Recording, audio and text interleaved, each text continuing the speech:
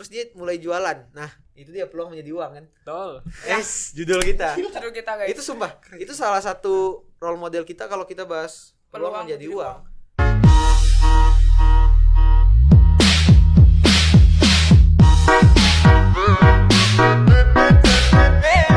Oke, halo semuanya, welcome back to Podcast and Talk bareng aku Bedul Dan aku Cale. dan kami di sini bersama narasumber yang keren banget yang bakal nemenin kita membahas seputar mengubah peluang menjadi uang. Nah, di sini kami mempunyai narasumber yaitu Karangga dan juga Kak Alex. Mungkin dari Karangga dulu deh, boleh perkenalkan singkat sama kesibukannya kali ini ngapain aja. Oke, halo semuanya. Perkenalkan. Halo. Oke. Perkenalkan, nama aku Rangga Heran Mari, biasa dipanggil Rangga. Aku dari jurusan program studi Sistem Informasi angkatan 2023. Aku kesibukan sekarang sih dikit ya. Ada 2 doang. Yang pertama itu aku sebagai Ketua Himpunan Mahasiswa Jambi Universitas Brawijaya dan juga di Board of Manager di UKM Mahasiswa Wirausaha. Wede. Gokil Kelas- ya, kelas kelas banget ya. Ya, Mas King. alhamdulillah.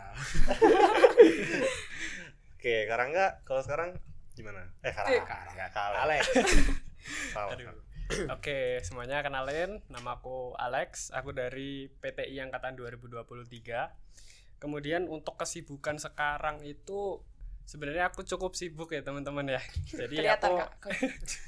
jadi pertama mahasiswa wirausaha UB itu punya lini bisnis namanya Porvi. Nah, aku jadi CEO di salah satu lini bisnisnya itu. Jadi harus running terus kayak tiap hari gitu. Jadi tiap hari itu harus kerja gitu.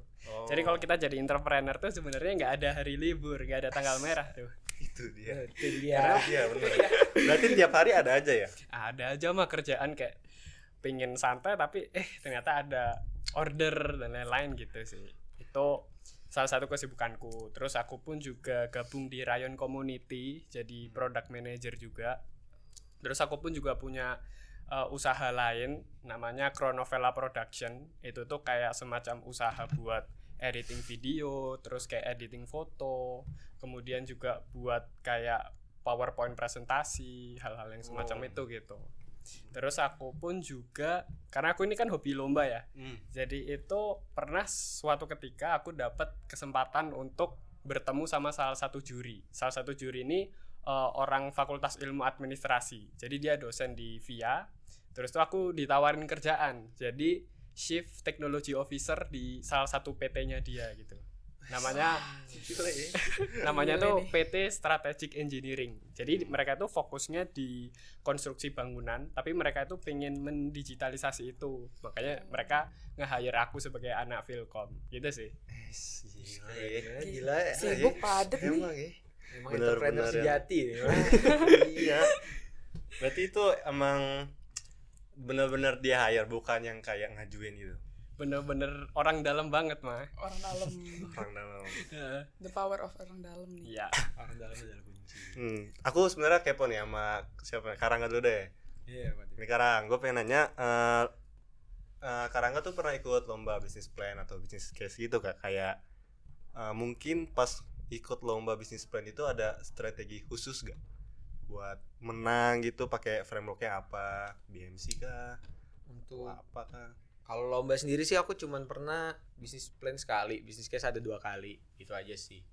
Terus buat strategi khusus, sebenarnya ikut lomba bisnis plan sama bisnis case itu, apalagi bisnis case ya, kita tuh emang menyesuaikan sama tema lomba, sama ketentuan panitia juga. Jadi untuk framework apa yang dipakai, terus strategi apa buat menang. Strategi menang tuh aku menang aja. Cuman pernah sampai final gitu, nggak pernah. Bisa lah. Bisa lah, lu Bisa lah. Bisa. Bisa. Cuman pernah sampai final. Jadi kalau strategi menang kayaknya bukan kapasitas aku buat ngomong. Cuman kalau disuruh kasih saran buat bisnis plan sama bisnis case, itu yang pasti jangan lelah mencoba ya Alex ya. Betul. Terus mencoba terus. Benar, Karena Jangan takut. aku itu kadang ngerjain, tentunya buat bisnis plan ya, kita kerjain dulu proyeknya sama teman-teman, baru nanti kita cari lombanya. Seperti itu sih biasanya. Oh, berarti sampai final ya? Sampai final bisnis case ada. Gue pernah ya, nggak pernah sih. Coba lah abis ini bro. Ya, nanti lah ya. Coba dulu biasanya ya. Nanti lah ya. Iya. Kalau dari Kak Alex ada gak nih strategi khusus?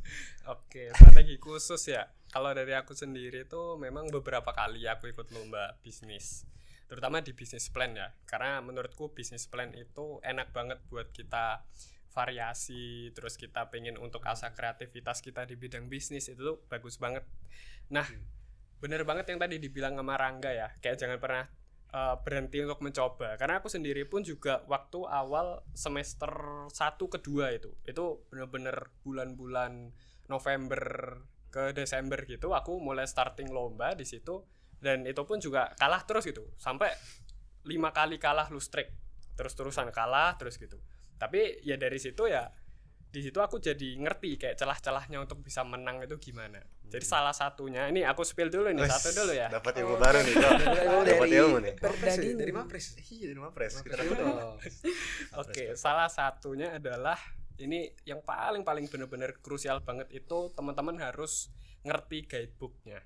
Jadi teman-teman kalau mau menang, teman-teman harus ngikutin alurnya sana, harus ngikutin peraturannya sana gitu. Jadi ketika teman-teman mengerti role-nya untuk teman-teman bisa menang dari guidebook yang udah dikasih sama panitia dan penyelenggara lomba itu, teman-teman baru bisa menyusun strategi kemenangan itu gitu. Karena sebetulnya tidak semua framework itu bisa dipakai teman-teman. Tergantung juga sama ketentuan dari guidebooknya itu sendiri gitu. Jadi ketika si guidebook itu bilang, oh kita harus di taraf 100%, kita bisa planning nih, gimana caranya supaya kita ini nggak di normal 100%, tapi kayak 120%, 130%, nah itu pasti ada celah-celahnya di situ. Dan salah satunya emang bener, mainnya di framework itu sendiri. Tapi pemilihan frameworknya pun juga harus tepat gitu. Jadi harus bener-bener paham si panitia-panitia penyelenggara lomba ini pinginnya apa sih. Salah satunya dari pahami guidebook gitu sih. Gitu. Oh, berarti kayak framework itu tuh sebenarnya bisa kelihatan itu dari guidebook kayak gitu. Benar-benar. Kalau misal sepanjang yang pernah diikutin ya Mak Alex, itu tuh framework yang sering atau lebih sering dipakai lah di lomba-lomba itu apa biasanya? Oke, kalau dari masalah framework sendiri itu paling basic banget kan analisis SWOT kan. Semua ya pasti tahu lah analisis SWOT itu apa. Kayak ada strength, weakness, opportunity, and threats. Nah, tapi sebenarnya di analisis SWOT itu sendiri kita bisa loh kalau kita mau kasih pembeda. Jadi setiap peserta, ibarat ada 100 peserta nih yang ikut di business plan competition itu, atau business case sekalipun juga kepake itu. Semua orang buat yang namanya SWOT. Tapi gimana caranya supaya kita punya diferensiasi dari SWOT itu? Nah, salah satunya yang bisa kita pakai adalah antar SWOT itu punya strategi antar basisnya. Jadi itu orang-orang yang mengerti analisis SWOT, atau beberapa orang juga menyebutnya analisis TOWS. Itu ya cuma dibalik doang gitu mah. Itu mereka kadang cuma nyebutin strength-nya apa, weakness-nya apa, opportunity threats-nya apa, tapi mereka itu nggak nyebutin kayak strategi, strength and weakness, strategi, strength and opportunity. Kamu pasti tahu kan yang kayak gitu. Nah, itu salah satu strategi untuk pembedanya di situ. Jadi dari situ juri itu aku yakin banget 100% juri itu yang mengkoreksi banyak peserta-peserta proposal dari masing-masing peserta itu tuh pasti melakukan yang namanya skimming gitu, baca cepat. Jadi nggak mungkin semua itu per poin itu bakal dilihat, nggak mungkin. Pasti mereka itu baca cepat gitu, skimming mereka. Nah, jadi akan lebih baik kalau semisalkan suatu framework ini kita nggak 100% perfect ngerjainnya, tapi yang penting ada dan punya diferensiasi di situ, gitu sih. Oh, berarti nggak kayak lihat, maksudnya bener-bener contoh pas pitching berarti itu bener-bener nggak nyebutin poin strength-nya itu apa, maksudnya enggak. Sebenarnya ada cara tertentu buat bisa buat bisa jurinya itu tuh terpukau dengan cara lain gitu ya. Coba kayak kamu cari aja di Google tuh SWOT and strategy antar basis, itu pasti ketemu nanti. Langsung cari, nyari langsung. Gua ini dulu. Ilmu banget nih. Ilmu soalnya ini ilmu. Apakah? SWOT strategi antar basis. Itu ntar pasti ketemu tuh. Strategi antar basis. Oke. Gua keep dulu. Oke, betul. Itu kalau udah tahu diimplementasiin dulu. Soalnya aku ingat betul ini pernah dikasih tahu juga sama seseorang terkait strategi antar basis SWOT ini juga. Siapa tuh? Ada lah. Cuman ternyata waktu hari H pitching nggak diterapin sama dia. Aduh, betul. Emang iya pernah? Iya benar. Aduh. Siapa orang? Di parkiran sini lagi di MCC. Oh, Dul. Dul. Oh iya itu mungkin Kamu yang kasih tahu. Iya kasih tahu, gue baru ingat, gue baru ingat. Iya, Parah iya. sih. Baru inget kan? Sorry, Dia baru inget Gak sekarang. apa-apa selalu aja. Mungkin karena baru pertama kali kan, jadi kayak Iya. ada ya deg-degan lah. Iya, deg-degan nih. Gugup ya. Gugup. Gimana Jadi tuh Kak Alex cara menghadapi cara gugup waktu kita pitching gitu? Oke, kalau dari aku sendiri, kamu dulu deh. Gimana Waduh. cara kamu? Jawab, Iya. tanya sendiri, jawab Ntar sendiri aku. nih Kak. Aduh, kalau aku sendiri ya, kalau kayak mungkin kalau pitching aku jarang ya. Mm-mm. Pasti kalau ngomong di depan orang. Mm-mm. Itu cara menghadapi gugup yang pasti kita kenal sama audiens kita sih, yang pasti. Kalau kita nggak kenal sama audiens kita, kadang tuh kita udah percaya diri, udah nyiapin materi, kita di depan tiba-tiba gugup sendiri karena kita nggak tahu audiens kita ini sebenarnya siapa gitu. Bener. Itu yang pertama. Poin pertama adalah mengenali audiens kalian. Terus yang kedua, jangan terlalu tekstual lah gitu. Bener. Jangan terpaku kayak aku mau ngomong ke depan nih, aku baca-baca dulu, itu jangan. Kayak kalian baca aja, nyiapin poin-poin penting apa yang mau kalian omongin. Jadi nanti waktu ke depan baru kalian ngomong sesuai poin-poin itu aja. Kalian improve di depan itu sendiri. Jangan kalian Tekstual siapin banget. teks, jangan tekstual banget lah jadi orang gitu. Itu malah jadi lupa gitu gak sih Kak? Jadi lupa dan kadang karena kita lupa jadinya kita jadi gugup, terus kita ngeblank, dan yang kita omongin tuh kadang nggak nyampe gitu kalau Udah keluar, udah keluar jalur gitu ya. Bener. Itu sih. kalau dari Kak Alex gimana? Oke, kalau dari aku sendiri sebenarnya waktu aku kisaran SMP terus SMK, aku dari SMK BTW. Aku dari SMK. Baru tahu. Telkom enggak? Enggak. Wih, Masa nanya. SMK Telkomsel? Oh, ya, Cuma nanya ya. oke. Nah, jadi waktu aku dari SMP itu sendiri aku tuh juga nggak bisa public speaking gitu. Kan public speaking aja nggak bisa, apalagi pitching tuh. Pitching tuh kan pressure-nya lebih lagi daripada Iya. public speaking. Karena dia itu public speaking plus persuasive speaking. Jadi double nih poinnya nih yang harus disampaikan gitu. Nah, tapi seiring berjalannya waktu itu, waktu kuliah, waktu semester 1 ke 2 itu yang aku ikut lomba, kalah terus, itu ada finalnya tuh di situ. Tapi ya finalnya kalah juga gitu. Jadi kalau dari aku sendiri sebenarnya poinnya sama kayak si Rangga, tapi kalau aku juga lebih menekankan ke jam terbang sih sebenarnya. Karena aku purely bukan orang yang belajar gimana sih cara untuk kita nggak gugup, tapi bener-bener aku cuma trial and error gitu terus sampai feeling gugupku tuh hilang gitu. Memang nggak hilang sih, nggak mungkin hilang, tapi at least kita bisa menghandle itu dengan jam terbangnya kita. Terus tips dari aku nih, satu-satunya yang aku terapin untuk bisa nenangin diri aku kalau misalkan gugup itu, pernah gak sih kayak teman-teman itu gugup terus kayak tangannya geter gitu? Pernah. Ya pastilah. Atau kayak mulut apa itu kayak apa Kayak itu? ketahan Ketahan. gitu. Iya, ketahan. Gitu. Terus kalau ngomong kan gemeter gitu Iya, ngomong. gemeter. Nah, itu tuh cara yang aku lakuin buat ngehindarin itu tuh sebelum aku pitching. Itu tanganku tuh suka aku gini-gini dulu. Jadi ada alasannya sebenarnya. Kenapa kok kayak gitu? Atau kayak aku loncat-loncat dikit, terus aku kayak jalan, terus kayak intinya tuh aku mencoba untuk melepas adrenalin gitu. Jadi kenapa kok kita itu suka geter waktu kita lagi pitching, waktu kita lagi di depan orang banyak, karena adrenalinnya terpacu di situ. Jadi supaya adrenalinnya nggak terpacu, ya kita lepas dulu sebelum kita pitching, sebelum kita public speaking. Kita lepas dulu. Ini kan ngeluarin tenaga nih kayak gini nih. Ntar udah nggak geter lagi nih di panggung kayak gitu. Oh itu Itu sih caranya. Berarti beneran works ya? Works beneran. berarti Kalian itu based bisa- on experience ya? Based on experience. Itu bener-bener works. Kalian harus terapin sih itu. Iya. Baru tahu. Gak dicatat lagi dul. Hah? Gak dicatat lagi nih. Nggak usah, di otak aja. Ingat ya. Ingat. Sebenarnya kan udah direkam juga ya. Oh iya juga. Iya juga Dul. ya. Ya, nanti kalian tinggal nonton podcastnya ya. Nggak ada waktu mah dia nonton ntar. Sibuk mah dia. Orang sibuk. Gimana ya?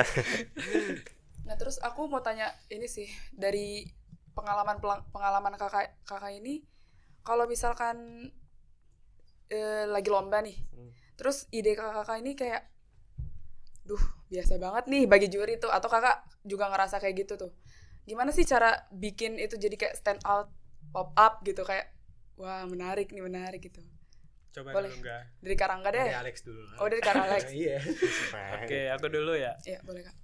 Jadi kalau misalkan ide kita biasa-biasa aja, tapi pengen terkesan stand out, pastinya pitchingnya harus stand out. Karena dengan pitching kita yang bagus, ide yang biasa-biasa aja itu bisa untuk membuat kita itu seolah-olah membuat juri itu kayak termanipulasi bahwa ide kita itu bagus. Padahal sebenarnya biasa aja ide kita. Tapi secara pembawaan dan presentasi kita sangat meyakinkan mereka gitu. Jadi pastinya harus prepare banget lah masalah pitching, harus nyiapin poin-poin penting. Kalau secara tekstual itu bener, kita jangan terlalu tekstual. Tapi kita pun juga harus melihat kayak misalkan deadline sebulan lagi nih belum pitching. Menurutku sebagai pribadi manusia yang aku sendiri pun juga susah menghafal orangnya, short memory banget. Tapi kalau misalkan sebulan, kita it's okay buat agak tekstual. Karena dengan tekstual itu tuh akan lebih banyak teks yang bisa kita sampaikan dan kita bisa lebih terstruktur dalam menyampaikan segala sesuatu gitu kan. Tapi kalau misalkan waktunya mepet, jangan terlalu tekstual itu tadi. Itu pasti ngeblank, terus ntar aduh ngomong apa, terus ntar kayak kasihan juga timnya karena kayak satu ngeblank tuh yang lain meskipun stand out jadi terkesannya jelek juga gitu. Blunder ya jadinya. Blunder jadinya kayak kasihan gitu kan. Jadi harus bener-bener maksimal di pitching sih. Dan kalau masalah ide atau ideation kita yang terkesan biasa aja, itu kalau misalkan kita sertakan data, angka dan fakta, itu tuh bakal menjadi suatu inovasi yang oke sebetulnya. Jadi sebenarnya itu nggak ada ide yang biasa gitu loh. Kayak semua ide itu punya parameter yang sama, tapi yang kita lihat adalah permasalahan dan juga solusinya. Itu sih kalau dari aku. Kalau Rangga gimana? Oke, kalau dari aku masalah ide yang kurang menarik tadi. Iya. Misalnya kita langsung masuk ke case ya. Aku kalau ngomong suka emang langsung masuk ke case sih. Jadi misalnya aku punya ide bisnis, menyelesaikan suatu permasalahan. Nah, kalau seorang juri nih misalnya, juri ngomong kalau ide aku ini sebenarnya udah ada yang menjawab lah permasalahan ini, udah ada solusinya.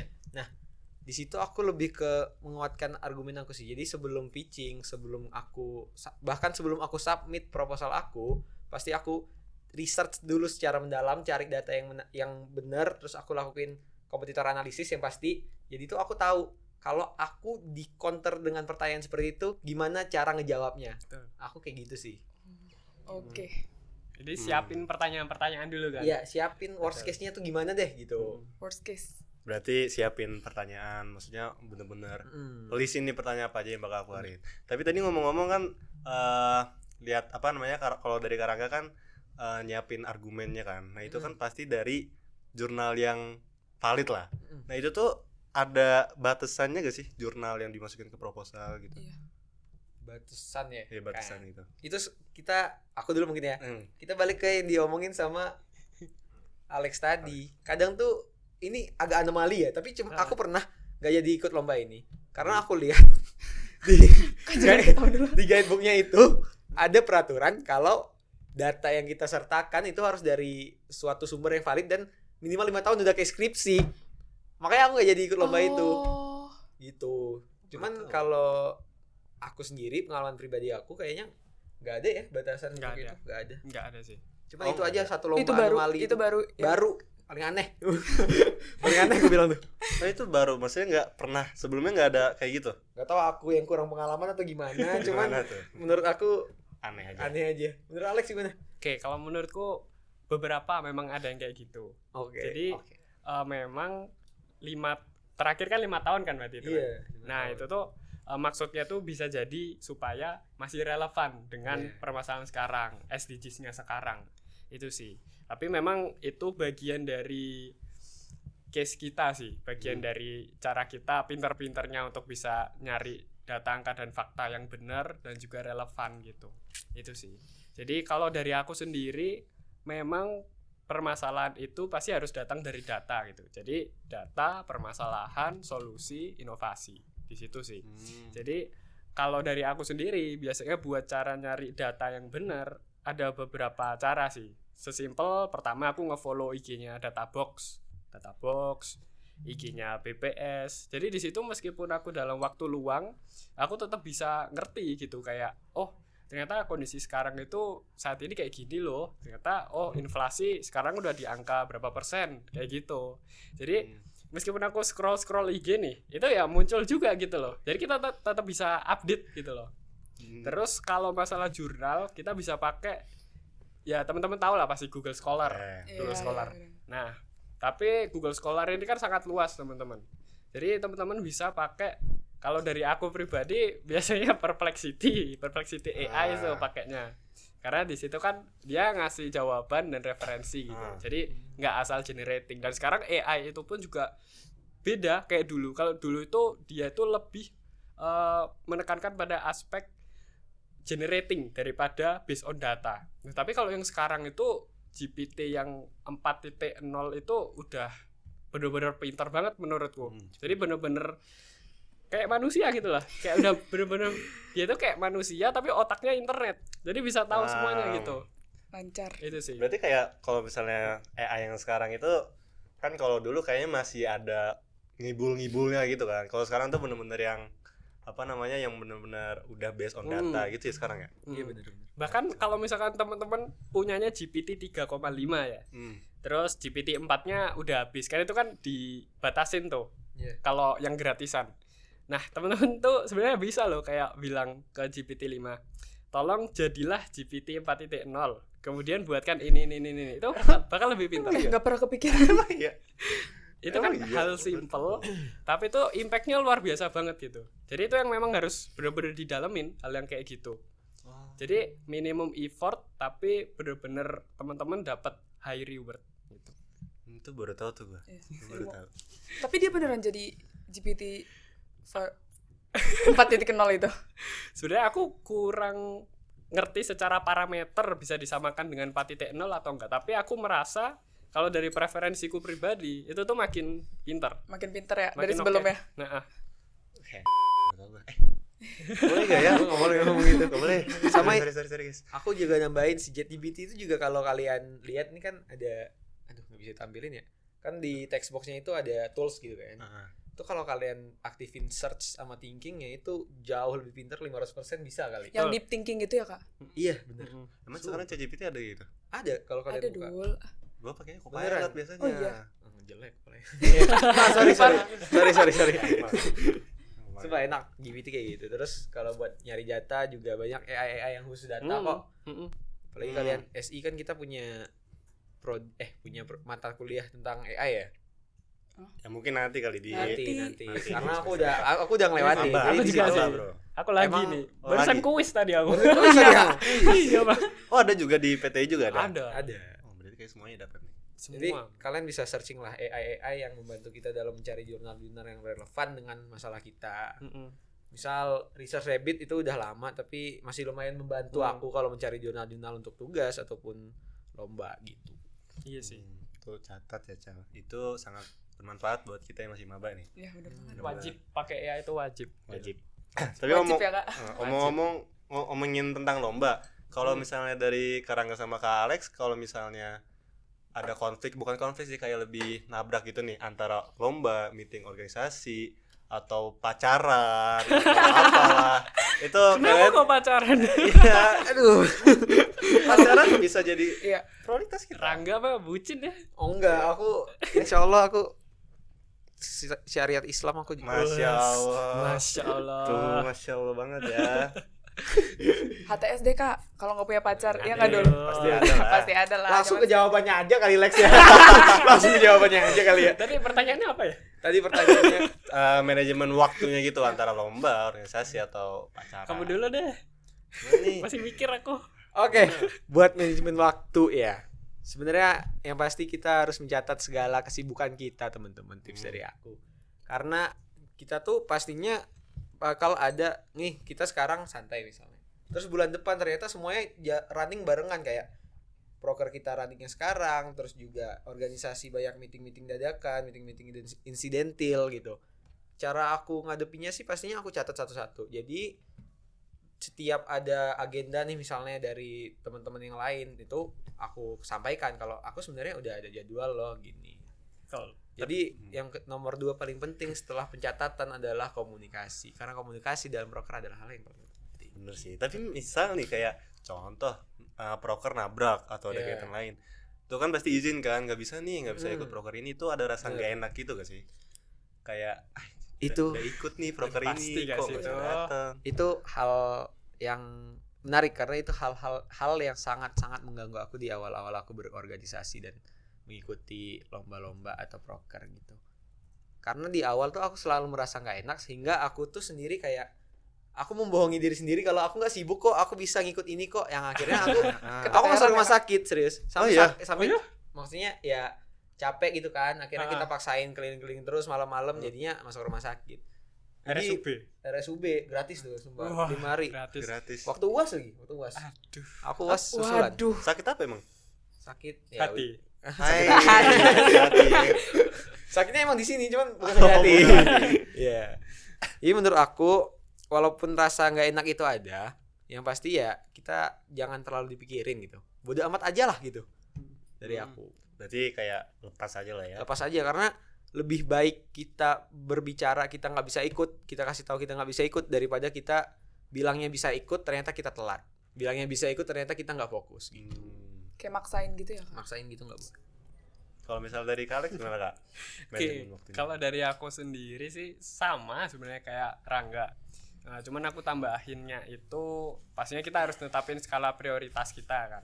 Iya. Dan setiap orang punya preferensi yang beda-beda gitu. Jadi kan ada yang dia ini organisasi lebih penting dari akademik. Ada yang akademik lebih penting dari organisasi. Ada yang lomba lebih penting dari organisasi. Dan sebaliknya juga gitu. Dan menurutku sebenarnya semua itu nggak ada yang salah gitu. Karena setiap orang pasti punya goalnya masing-masing kan. Ya, bener. Punya cita-citanya masing-masing. Kayak bisa jadi mereka kupu-kupu di sekolah sih. Di kuliah. Tapi mereka nih diam-diam punya bisnis gede di luar sana. Itu bisa jadi kan. Dan kita nggak bisa ngebilang dia ini nggak sukses kalau meskipun dia kupu-kupu tapi Bener. dia benar-benar berkarya di luar dari kuliah. Karena kan kuliah ini kan sebenarnya hanya aspek kecil aja kan dari kita berkarya gitu. Timothy Ronald pun nggak kuliah segitu. Sukses dia kan. Mobil 8 tahu. Aduh. Itu. Jadi skala prioritas harus diutamakan gitu.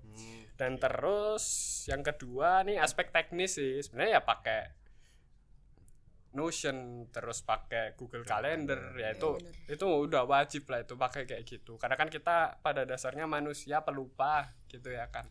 Jadi itu sih. Dan sebenarnya kalau dari aku sendiri nggak ada orang sibuk tuh sebenarnya. Jadi kayak orang pinter-pinternya dia meluangkan waktu. Jadi bukan nunggu ada waktu luang, tapi dia meluangkan waktu. Jadi menurutku nggak ada orang sibuk tuh. Gitu sih kalau dari aku. Dan sejauh yang aku alami sekarang, ya aku ada sebenarnya beberapa izin.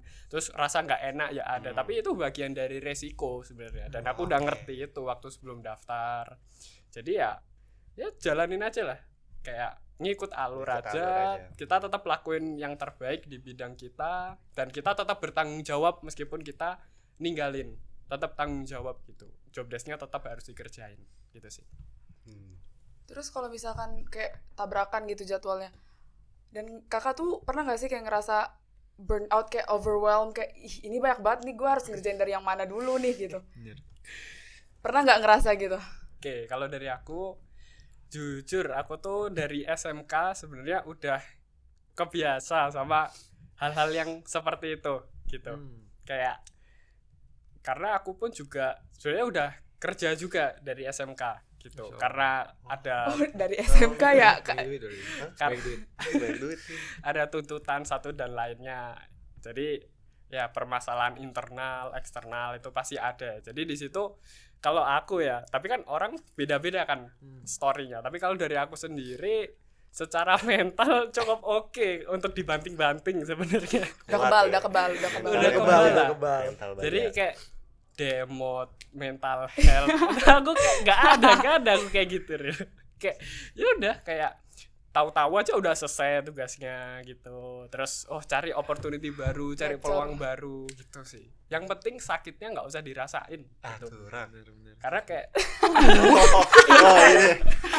karena kayak aku selalu mikir ujung-ujungnya tuh pasti semua itu bakal indah pada waktunya gitulah.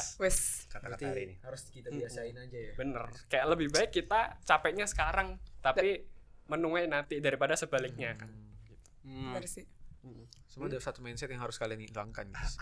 misal kalian nih sibuk nih. Aduh, kok kayak gitu ya? Kok kita langsung tegang gitu ya? Ya gini, kalau kalian berubah menjadi, misalnya kalian awalnya ada seorang kupu-kupu, tiba-tiba kalian punya banyak jadwal. Jangan pikir waktu misalnya minggu ini kalian sibuk, minggu depan ini kan kalian kosong. Jangan pikir waktu ini adalah waktu kalian untuk istirahat, untuk leha-leha. Jangan pernah berpikir seperti itu. Karena walaupun memang kalian gak punya agenda di situ, ke depannya pasti kalian akan ada agenda lain. Jadi kerjakanlah, cicilah semua kerjaan kalian di saat kalian punya waktu luang. Gue sering lagi tuh leha. Iya. Gue langsung kayak tertampar terjungkal. Tertampar. Karena aku awal-awal juga kayak gue udah sibuk banget nih Sabtu Minggu gue kampus ngapain kayak orang. Iya kan? Iya kan, kayak Iya, apa sih, emang gue karyawan gitu. Iya bener. Jadi waktu minggu depannya kosong, akhirnya aku full tidur, tugasnya nggak kekerjain gitu. Jadi jangan pernah punya mindset kayak gitulah dari aku gitu. Hilangin dulu. Hah? Hilangin tuh mindsetnya. Iya, ntar gue hilangin deh ya. Apalagi nih? Kalian pakai teks. Tapi kayak kalau misalnya kayak gitu, jujur nih, SMA tuh kalau dari aku itu tuh kayak organisasi apaan lah, sekolah aja masih sering bolos-bolos lah gitu lah. Astagfirullah. Tapi pas kuliah ini tiba-tiba ikut organisasi, bener-bener apa namanya, kayak yang bener yang tadi dibilang sama Rangga tuh, yang apa namanya, yang minggu ini nggak ada apa-apa, akhirnya istirahat tuh bener-bener berasa banget. Iya. Tugas saya itu keteteran, Parah. gara-gara ngerjain itu pas deadline kayak gitu. Padahal waktu luangnya banyak. Banyak, tapi kayak dipakai itu buat istirahat kan. Kayak gitu. Lu ada pertanyaan apa lagi, Cak? Terus buat role model tuh kira-kira Karangga sama Kak Alex punya nggak? Punya lah pasti. Oh punya. Pasti Terus punya. dari role model itu apa yang paling kayak berbekas yang kakak ngerasa itu kayak ini nyata banget gitu? Oke. Aku dulu ini. Ya boleh, siapa aja deh, bebas dari Kak Alex. Aku belum paham nih. Role modelku nih sebenarnya banyak, tapi yang benar-benar paling utama tuh kakakku, role modelku. Jadi kakakku ini anak Filkom juga. Anak Filkom juga dari TIF 21. Itu tuh dia itu yang benar-benar nge-mentorin aku bisnis dari awal. Jadi dari benar-benar aku yang anak kupu-kupu. Jadi sebenarnya aku tuh dulu juga nggak pernah mikir bakal bener-bener all in di bisnis sebenarnya, tapi aku tuh awalnya mikir pingin organisasi gitu loh, kayak teman-teman gini. Waktu itu aku daftar namanya tuh staff mode staff mode BEM, terus inaugurasi aku daftar, jadi ketolak semua real. Jadi kayak ketolak semua. Aku juga ketolak. Oh, sama. Apalagi Inau, aku ketolak juga Inau staff mode ketolak real. Iya.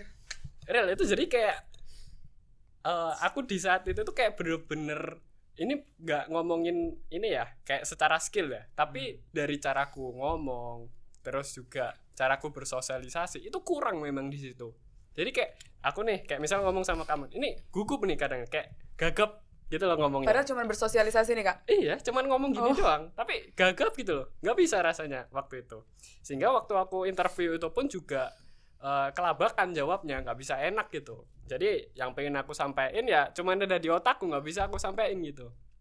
Nah terus tapi itu semua berubah semenjak kakakku pengen aku ikut lomba bisnis plan. Dia ini menurutku pribadi ya, secara pribadi dia ini salah satu orang yang paling kompeten di Filkom, secara skill, secara akademik, bahkan Mawapres itu kalah menurutku kalau dibandingin sama kakakku nih. Ini real, ini objektif, benar-benar objektif.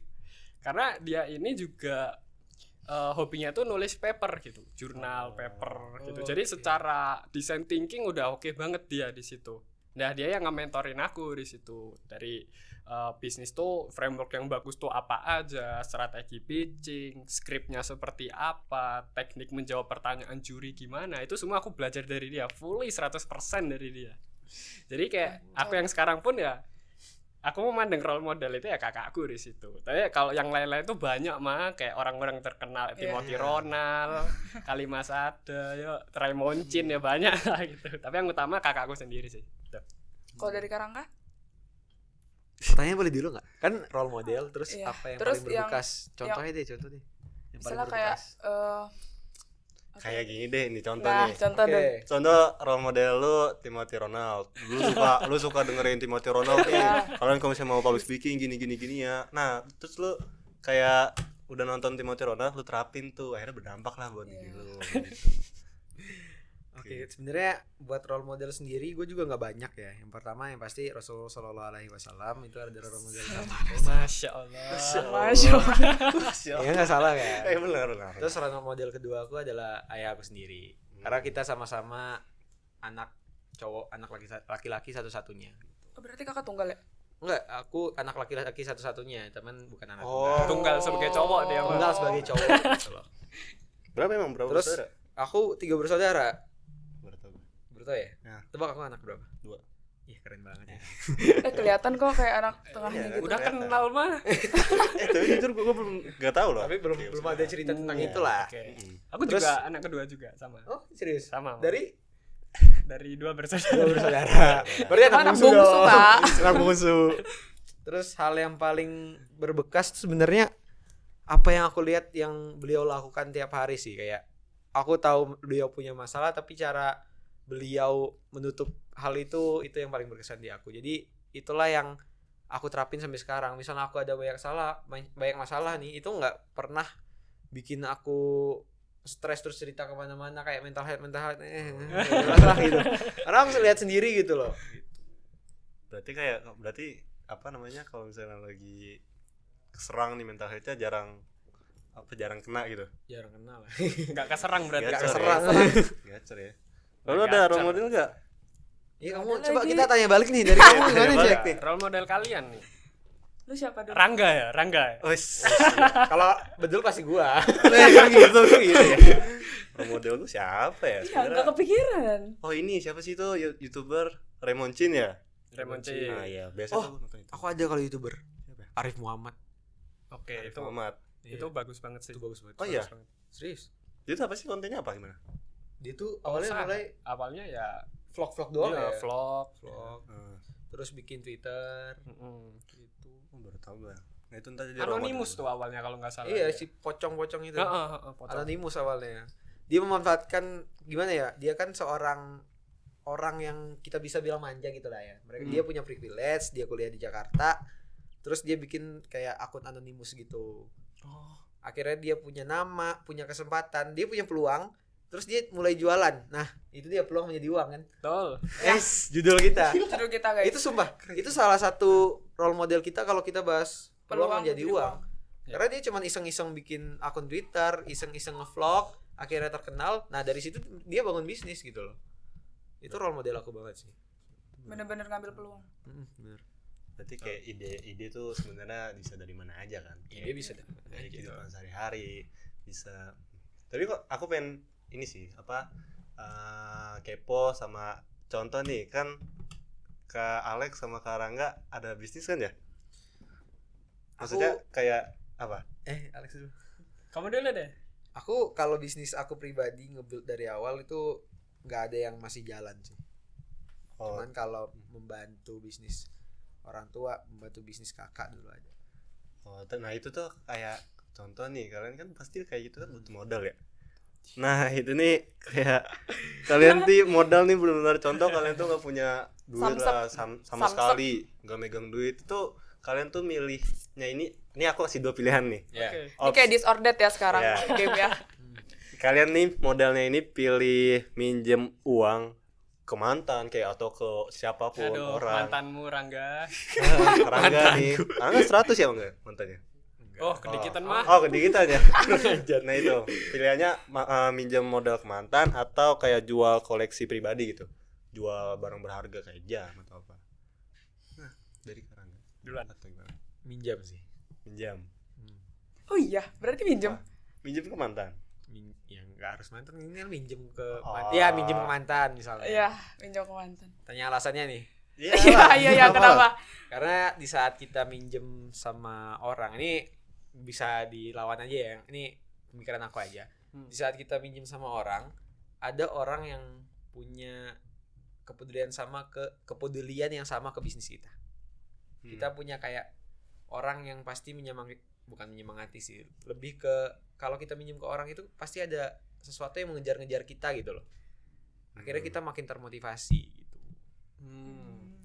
Ada orang yang mendorong bisnis kita untuk maju gitu. Oh, karena dia kayak udah dipinjam duitnya. Tapi kayak ada Iya.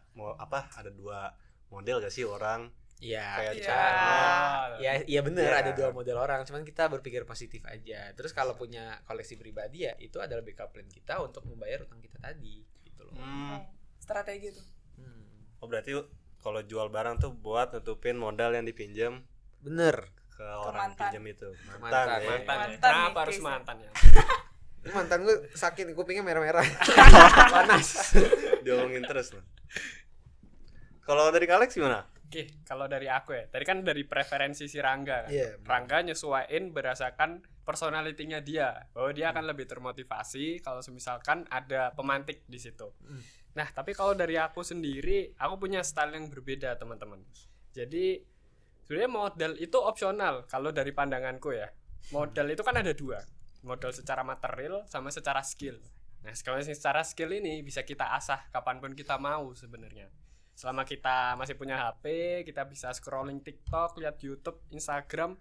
Menurutku itu privilege buat kita sebenarnya untuk upgrading skill kita gitu. Jadi kalau dari aku sendiri, aku memilih untuk tidak berhutang. Jadi benar-benar purely aku fokus di skill, karena menurutku modal secara material itu dia fokusnya itu lebih ke akselerasi untuk mempercepat bisnis kamu. Misalkan kita bisnis F&B nih. Nih aku pengen jualan rawon lah anggapannya. Nah, kalau aku mau jualan rawon tapi pengen buka tempat lah, terus pengen nantinya bisa ini itu, terus pengen nantinya bisa buka outlet di mana-mana, itu sebenarnya bisa kalau kita punya modal secara material. Tapi kalau misalkan kita nggak punya pun, selama kita punya skill masak rawon, itu sebenarnya juga bisa gitu. Sesimpel kita pre-order, nggak usah buka tempat dulu. Kayak kita iklanin dulu lah. Kira-kira siapa yang mau pesen nih, pre-order gitu. Ntar yang pesen anggaplah 50 nih, 50 nasi rawon di situ. Nah, ntar bisa kita gulung-gulung lagi tuh. Bisa kita compounding lagi uangnya tuh. Nanti jadi 50, jadi 100, terus ntar kalau misalkan modalnya udah oke, baru kita buka tempat. Jadi tetap bisa sama-sama buka tempat tapi dengan waktu yang berbeda gitu. Dan menurutku kalau misalkan kita kepepet banget harus berhutang itu kita akan kehilangan momentum kita, keberanian momentum kita untuk nembak sesuatu gitu. Misalkan kita kalau misalkan berhutang, pasti kan kita akan lebih mempertimbangkan aspek risknya kan. Resikonya pasti kita bakal lebih pertimbangin. Sedangkan kita melihat di depan tuh ada suatu opportunity yang sebenarnya bisa kita hajar di situ. Tapi karena keterbatasan kita dalam hal utang, itu yang menyebabkan kita jadi nggak berani buat ngambil itu. Padahal sebenarnya bisa kalau misalkan kita ambil itu, uang kita berlipat ganda sebenarnya bisa gitu. Jadi kalau menurutku lebih baik kita punya skill secara yang dia itu memang kita miliki tanpa berhutang gitu menurutku sih. Itu kalau dari aku. Jadi aku tipe entrepreneur yang gak akan pernah berhutang sama siapapun. Itu sih. Gak akan pernah. Keren ya. Gak akan pernah. Walaupun butuh modal 1M gitu. Gak akan pernah. Soalnya aku tipe yang sangat tidak suka resiko gitu. Tapi alasan kita sebenarnya alasannya sama, buat memanfaatkan momentum gitu loh. Benar. Cuman dari preferensi aku, kita mengambil peluang itu, hutang tuh menjadi sebuah apa ya, modal material itu menjadi sebuah leverage lah buat kita menggandakan uang itu gitu sih dari aku. Sebenarnya kayak kalau misalkan teman-teman benar-benar pingin nih untuk teman-teman ibaratlah menghutang gitu. Jadi teman-teman kalau mau, teman-teman itu tinggal ke bank, terus bilanglah ke bank, aku pinjem 200 juta gitu. Ntar abis itu dari petugas banknya itu bakal tanya-tanya ke teman-teman gitu, kayak bisnismu apa, terus strategimu gimana. Ntar setelah petugasnya ini benar-benar ngerti, dia ini bakal ngasih kamu beberapa strategi, beberapa preferensi gimana caranya untuk memperbagus bisnis kamu. Itu bisa teman-teman manfaatin tuh. Jadi teman-teman nggak jadi ngutang, tapi teman-teman dapat value, dapat insight-nya di situ untuk memperbagus bisnis teman-teman. Karena orang-orang bank itu orang-orang pintar-pintar sebenarnya gitu. Itu salah satu trik yang ya agak kotor sih, tapi itu implementatif sebenarnya itu teman-teman. Baru Gitu. tahu gua. Itu baru tahu kalau orang bank Bisa tuh kayak gitu. bisa ngasih materi itu tentang bisnis tuh baru tahu. Pernah ke bank Bisa. tuh.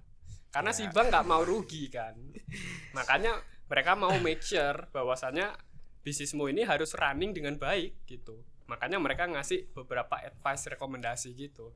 Terus teman-teman nggak jadi ngutang deh gitu, tapi teman-teman udah dapat insight-nya di situ gitu. Itu sih. Iya. Sama dengan salah satu pepatah kata-kata dari dosen kita Pak Himawat Ardian. Oh, Pak Jadi Himawat. kalau Pak Himawat itu katanya seorang investor kalau mau invest pilihlah bisnis yang memang udah di ACC sama bank gitu misalnya. Betul. Itu karena orang bank itu paling kritis, paling tajam lah nanyanya kalau terkait keuangan gitu. Oh, dia tuh nggak kayak langsung ini mau minjem duit nih buat bikin bisnis. Tuh nggak langsung dikasih gitu Ya ya? nggak mungkin Nggak dikasih. mungkin. Kamu mau minjam duit buat kamu hidup juga pasti kan mereka background checking kamu kerjanya apa sih? Wah. Berarti kayak pitching juga dong jatuhnya. Iya. Pitching nggak? Kalau contoh pengen bikin bisnis. Nah, Bukan pitching ya namanya ya. Apa ya? Interview ya. Iya sih. Interview sih, lebih lebih interview. interview. Tahu gak? Mau minjem ke bank. Kalau kepepet mah ya. Bisa kali. Terus kalau misalnya bahas point of view nih dari orang-orang, lihat kakak Karangga sama Kak Alex ikut lomba bisnis, apa sih yang pernah orang kayak remehin gitu tentang ikut lomba bisnis? Ada atau enggak gitu? Oke. Kamu dulu deh.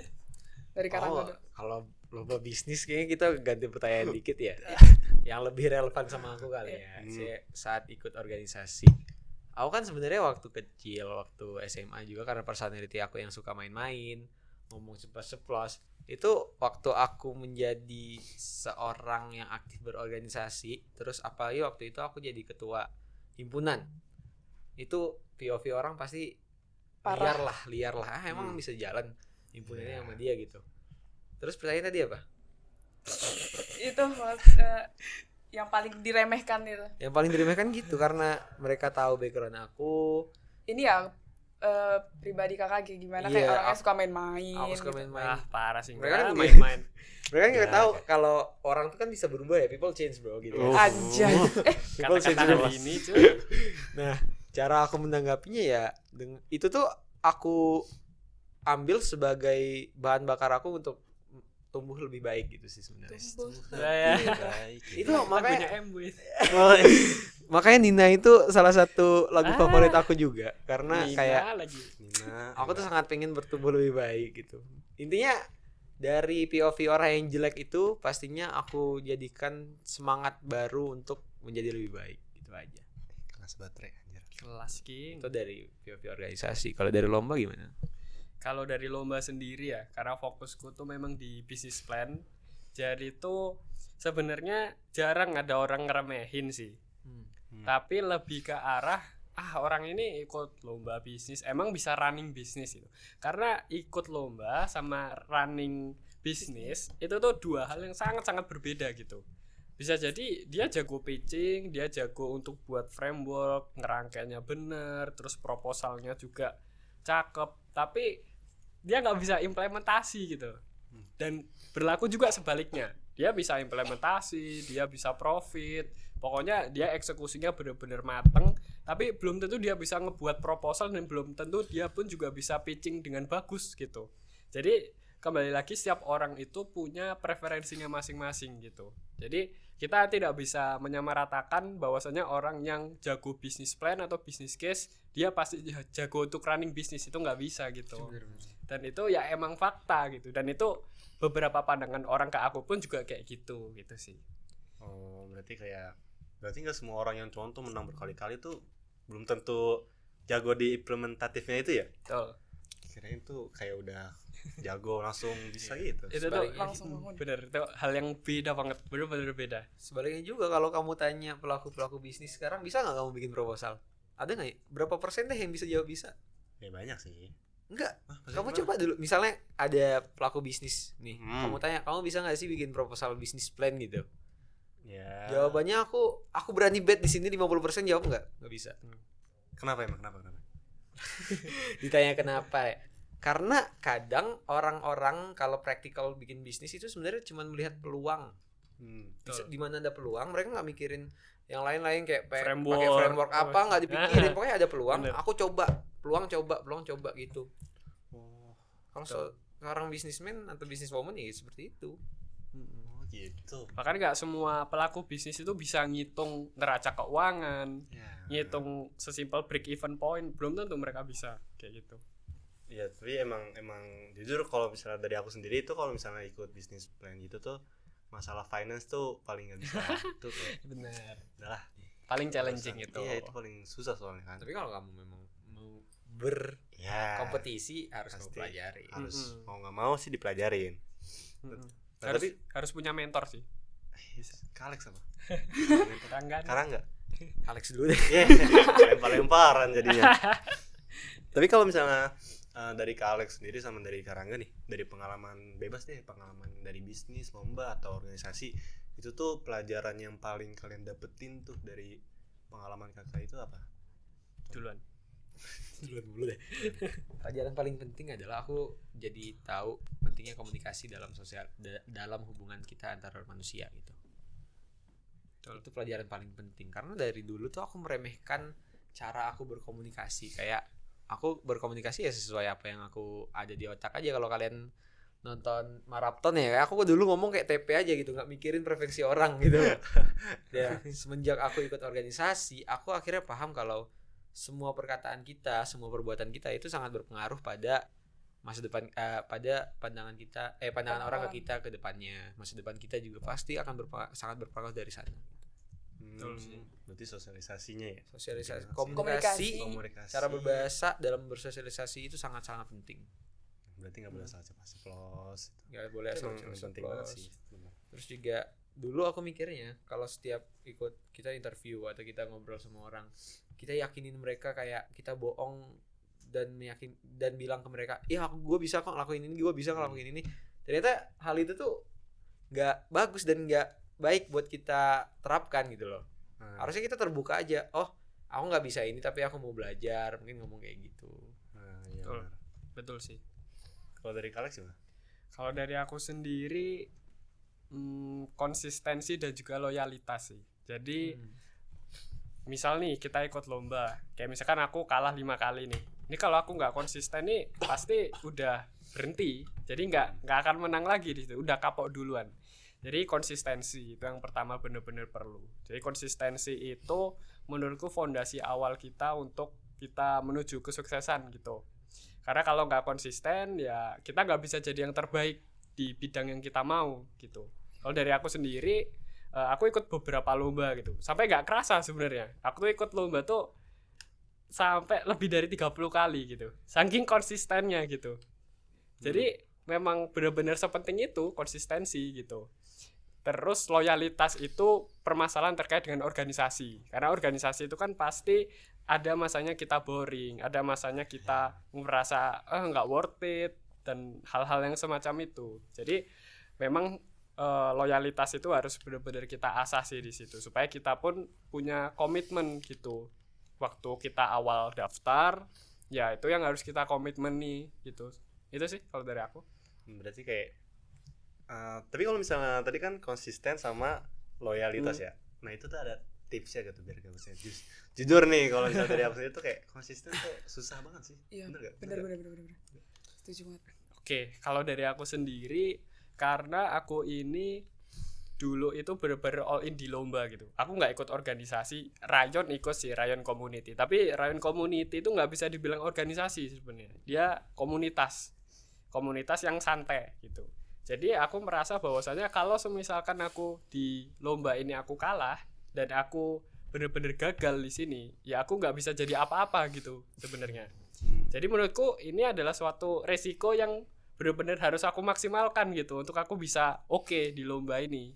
Sehingga ya menurutku kunci untuk kita konsisten adalah kita punya pressure.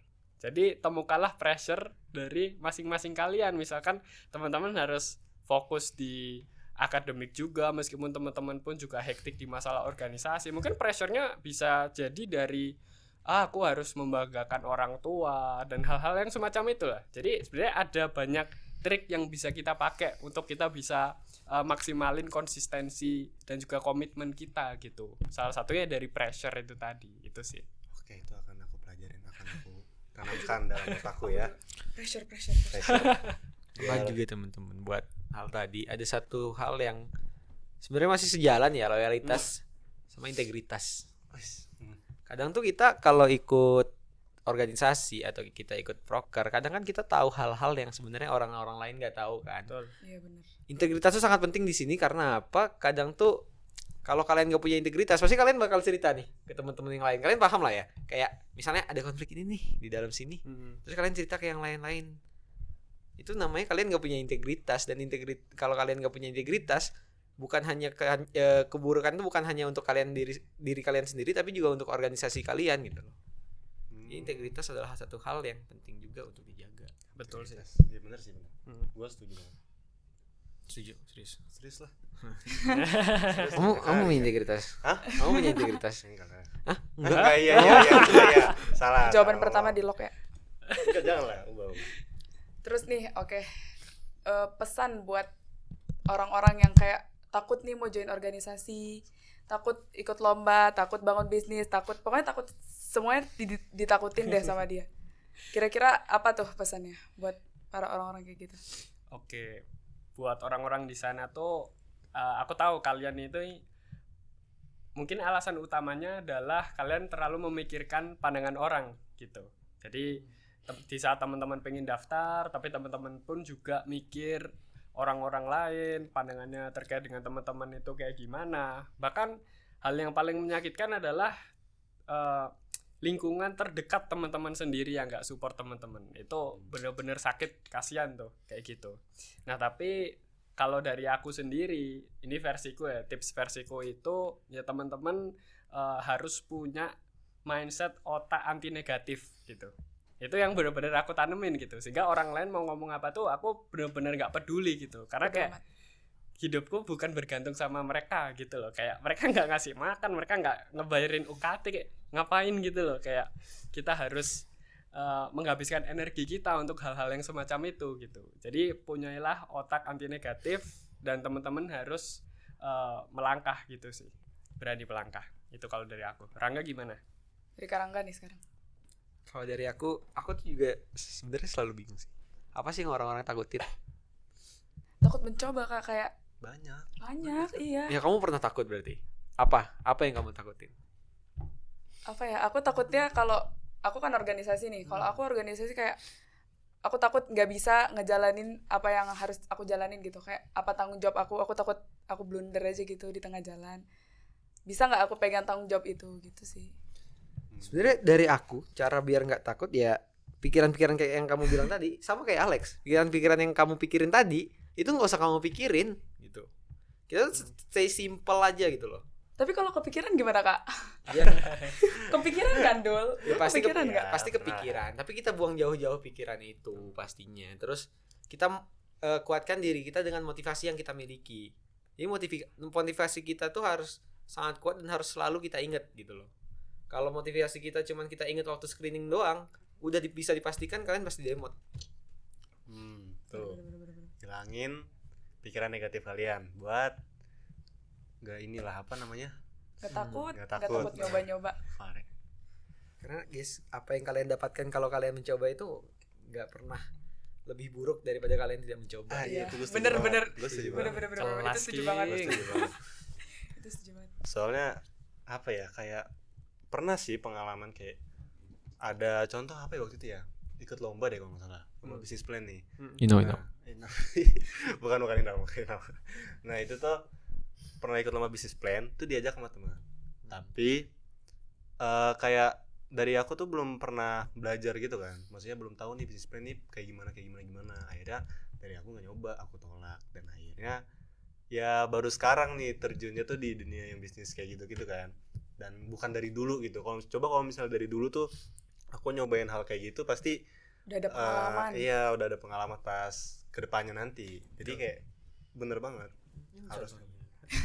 Ini kan Ini bukti kita nyata. menyesal di kemudian hari dan ini orang yang tidak takut mencoba. Nah, Itu langsung Ada dua aja, orang. ada langsung aja kita lihat ini kan. Ini orangnya. Ini orangnya. Ini bukti nyatanya. Ini bukti nyata dia menyesal dan yang ini senang. Tidak takut. Senang gitu. ini bukti nyata. Ini pelajarannya guys ya. Pelajaran guys ya. Pelajaran.